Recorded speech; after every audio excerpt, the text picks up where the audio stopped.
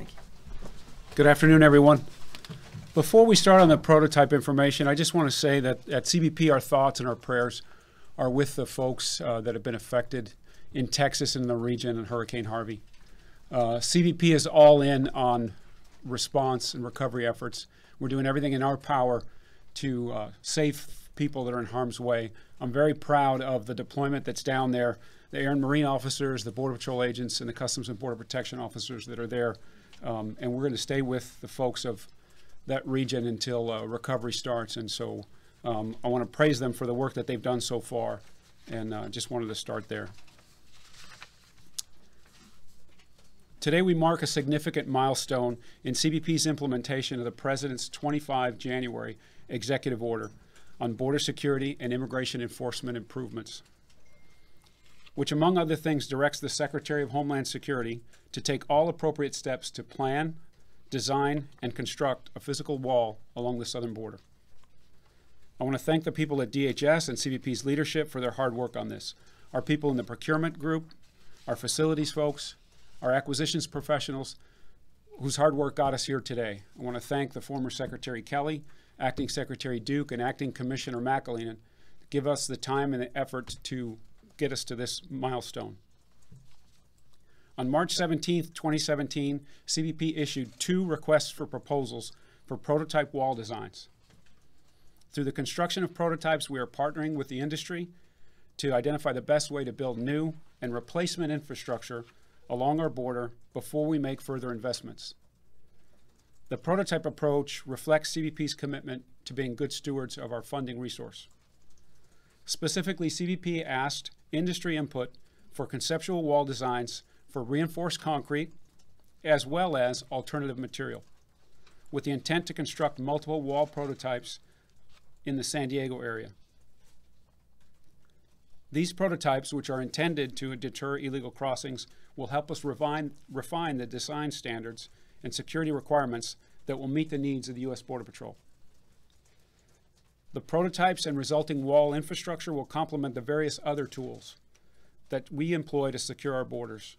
These include sensors, physical barriers, lighting, all-weather roadways, cameras, towers, and other methods that we use to detect and deter illegal crossings into the United States. After a thorough review and evaluation, CBP has awarded prototype construction contracts for concrete designs for the following companies: Cadell Construction Company, LLC of Montgomery, Alabama; Fisher Sand and Gravel, doing business as Fisher Industries from Tempe, Arizona; Texas Sterling Construction Company, Houston, Texas; W.G. Yates and Sons Construction Company, Philadelphia, Mississippi. Awards for other than solid concrete prototypes are anticipated to be announced next week. In all, CBP expects to oversee the construction of 4 to 8 prototypes. Completion of the prototype construction is expected within 30 days after the issuance of the notice to proceed with construction. CBP's final selection of designs will take place after a thorough review and evaluation of the prototypes. Before I wrap, I want to emphasize that this prototype wall construction is part of a wide range of tools and technologies that we employ as part of a tremendously broad and far-reaching effort to secure the homeland. That effort and the mission depends on one thing: the continuing dedication and unwavering courage of the U.S. Border Patrol. These brave men and women have always been and will always be our nation's front line. We owe them a debt of gratitude for their commitment to protecting our country. I'd like to take your questions. I'm going to use the list I have here. Let's start with Steve Denon, Washington Times. Can you say anything? So you have the money for these. Can you say anything about how big the prototypes are going to be, what the footprint is going to be, what your the testing is going to look like? The prototypes are designed to be 30-foot long as well as up to 30 feet high. And they'll be in close proximity of each other, the 4 to 8 in the San Diego area. And then testing will look at things like the aesthetics of it, how penetrable they are, how resistant they are to tampering, and then scaling or anti-climb feature. Can you give it The testing for breaching, I mean, are you going to put explosives up against it? Are you going to try and cut through it? What is that going to look like? The testing team will look at what some of the common things that we are challenged with now, small tools, hand tools. I don't think we're using any ballistic kind of things. How about Tracy Jan, Washington Post? Yes, how much are these contracts and what do they look like? Why were these companies selected? So it comes through the regulations and the procurement process by the procurement professionals here at CBP. They've evaluated the proposals and selected these 4 companies based on their ability to meet the requirements in the request for proposal. And so the contracts range from just under $400,000 to just under $500,000. So there's a range between them, the average being about the $450,000 range. Thanks. Is that each? For each section, yes. Those are the 4. Talcapon, CNN. Tal's not here, but I'm from CNN. You're Greg? He's at Bannerstead, Greg Wallace. Please. Yeah, so what can you tell us about the commonalities between these designs? I guess we'll see the designs soon. And what can you say about the designs that you didn't select? What made them insufficient for this? So I can tell you in general terms what's on the request for proposal. I did not evaluate these proposals. We had another team that did that. But essentially, we're looking for a substantial border barrier, this particular set, and these awards have to do with concrete. So 30-foot tall, aesthetics, anti-climb features, and then we had them pay attention to how we would use technology in association with the barrier. It's one thing I want people to remember, that we're not just asking for a physical structure, we're asking for all the tools that help us secure the border.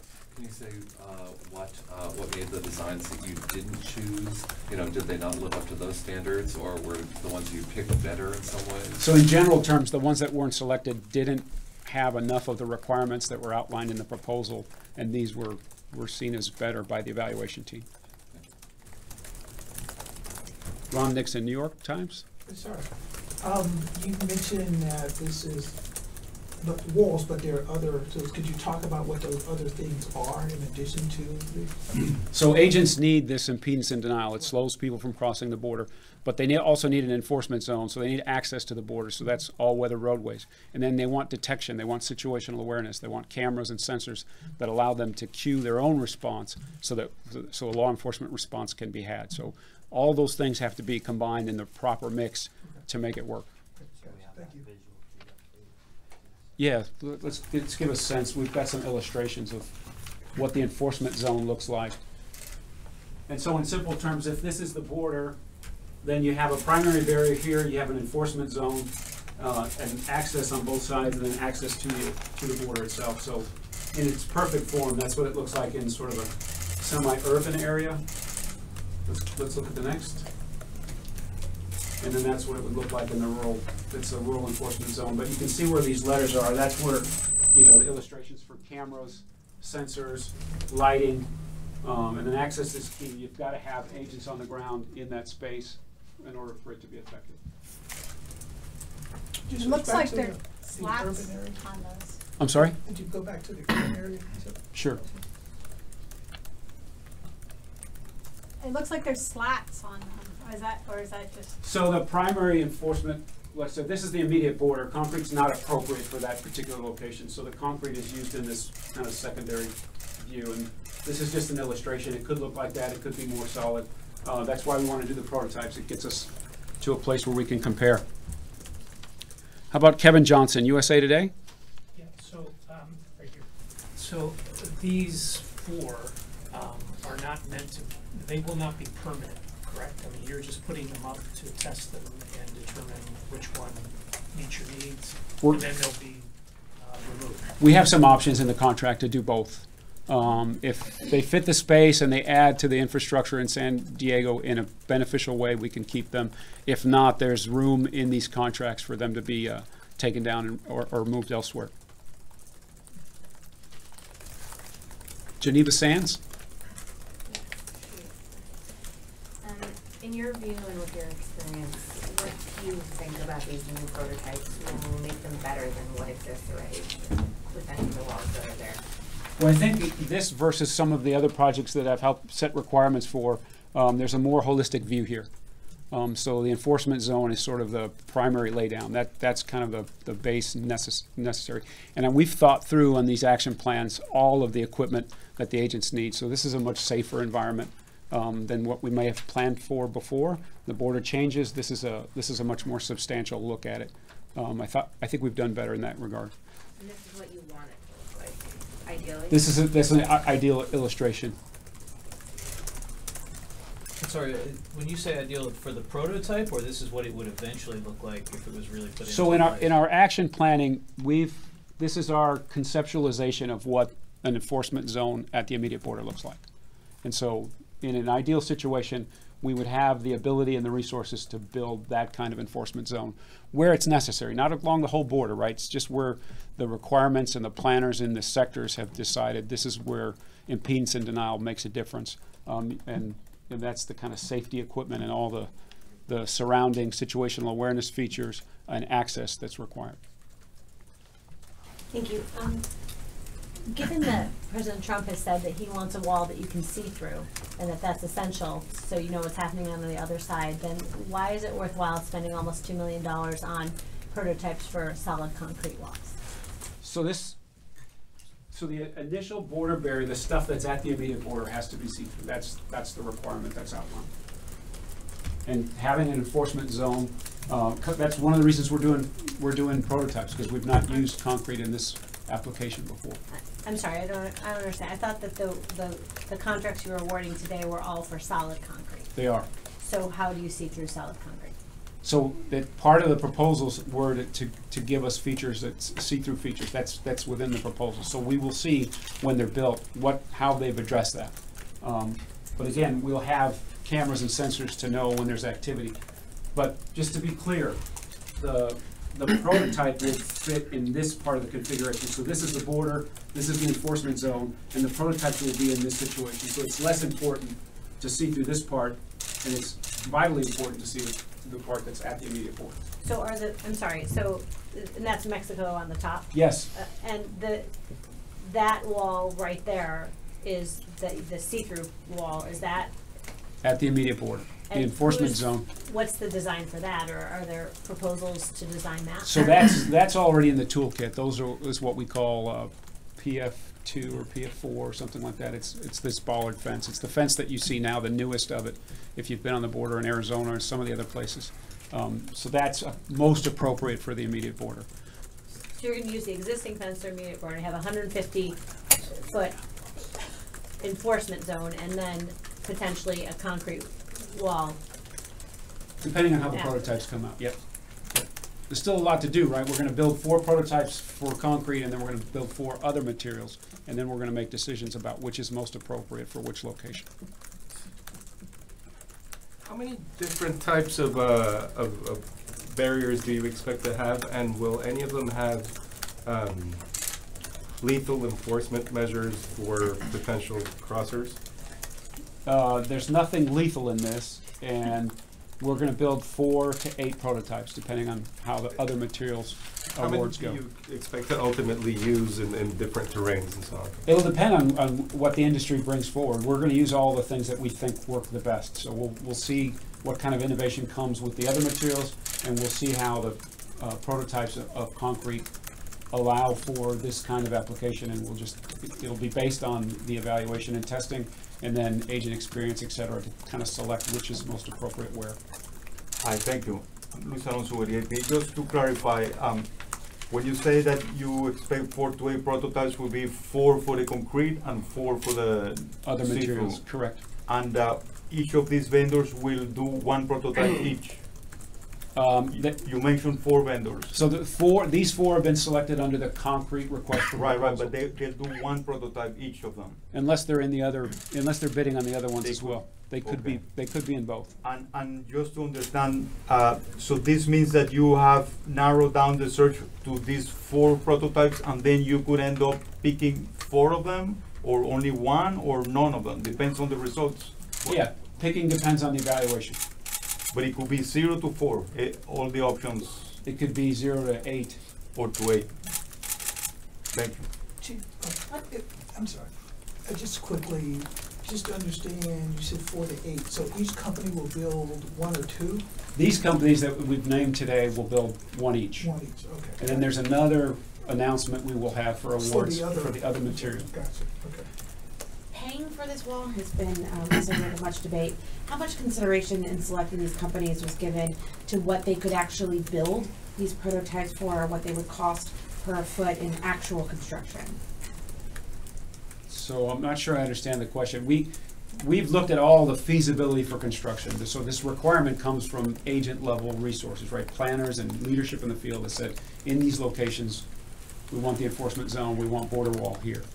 So we've looked at our own ability to say, well, can it be constructed here? What are the requirements? Can you access the land? Do we have other access? Can you put the other pieces of equipment to go along with it? What about, like, this proposal would cost us $1 million a mile, and this proposal would cost us $10 million a mile? Is that part of the assessing of these proposals? So cost is part of it, and their ability to perform. There's lots of parts of the evaluation. I'm not an evaluator. I'm not a procurement expert. Our job in the Border Patrol and now as leadership is to select the companies that we think give us the best value for what our requirement says, what our proposals came with. Chief, can I? Thank you. You said the completion of the prototype will occur 30 days from the issuance of a notice to proceed. Can you give us some plain language on just how soon we can expect to see a finished product So here? the next step with these companies is to sit down and discuss timing and access and all of the kinds of things that get them ready to do construction. And then we will mutually agree on a date for them to proceed, and then we'll give them a notice, and then they'll have 30 days to perform So are we under that. talking months, a year? A couple of weeks. A couple of weeks. Depending on schedules and et cetera. And then at the top, you talked about this being a significant milestone in implementing the president's executive order. For an average voter who thinks, I voted for the president for the wall, you know, you're calling this a significant milestone. Just how much does this step represent progress towards what the president talked about? Well, this is the first tangible result of the action planning that has gone on. But we did get, so this is the use of the resources that we had available for this year. And then there are other plans underway for other segments. And so we'll learn from this to plug into those segments. And then there's some other work to replace fencing in other parts of the border, including putting gates up in the Rio Grande Valley. So this is the first new initiative that adds to our bigger plans. You said that there was another group who actually did the evaluation of the prototypes. Which group is that? A procurement group here at CBP. They're in enterprise services. They're experts in acquisition and evaluations. And is this procedure that you've come up with so far the most efficient, cost-effective way of going forward? So we looked at all the costs involved, and then there's also like a value assessment that's underway as well.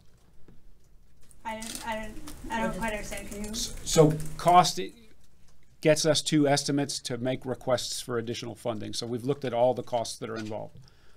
Was this the most efficient way to move forward? This meets the requirement. So the proposal was written based on requirements that the people on the ground said they needed.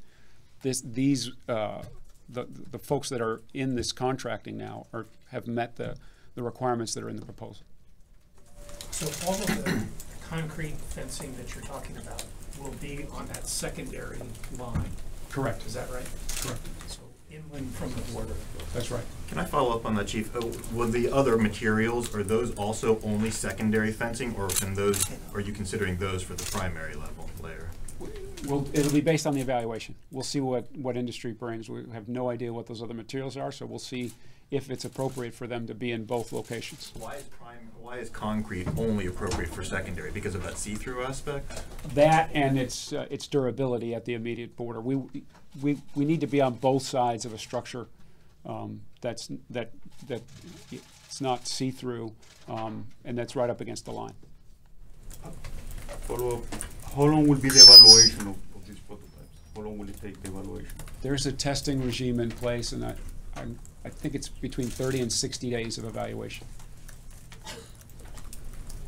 In terms of cost, you said these cost about $400,000 to $500,000 each, and you said they were 30 feet. So you're talking about what, $12,000 to $15,000 per foot. Is the cost of the prototype going to be the same as the cost of the actual finished product? No, it's because where we put it really matters. How we have to, if we have to acquire land, et cetera. There's a lot more that goes into it beyond the cost of these. I would not take what these 30-foot segments cost or the contract award and try to extrapolate it. That won't get you to the right number. That's not how we do it either. It depends on where they go. In the blue? Yeah, the process of notifying these vendors and choosing them had been delayed several times, and I'm just wondering if you can touch on what measures have been put into place to ensure that, you know, from here on out, this process isn't going to continue to see these constant delays. I mean, you know, I believe that CBP had put out a statement in May saying that they wanted to start construction on these in June. We're now entering September, so has there been any discussion on moving forward and making sure that this is something that's being done in a timely fashion? And we're fully committed to doing it the right way as quickly as possible, but there are things that cause delays, and then this last delay was based on a protest that another contractor had that was cleared by GAO. So that was the latest requirement for delay. Now that you selected these 4 vendors, can others who were not chosen file protests as well? I believe so. Okay, and how long would that create in terms of the delay? There are, you know, there's a flood of protests. There are procedural timelines that I'm just not expert in. This last one took 60 days to clear. And Congress already approved funds for these prototypes? So the prototypes are with FY17 appropriations, yes.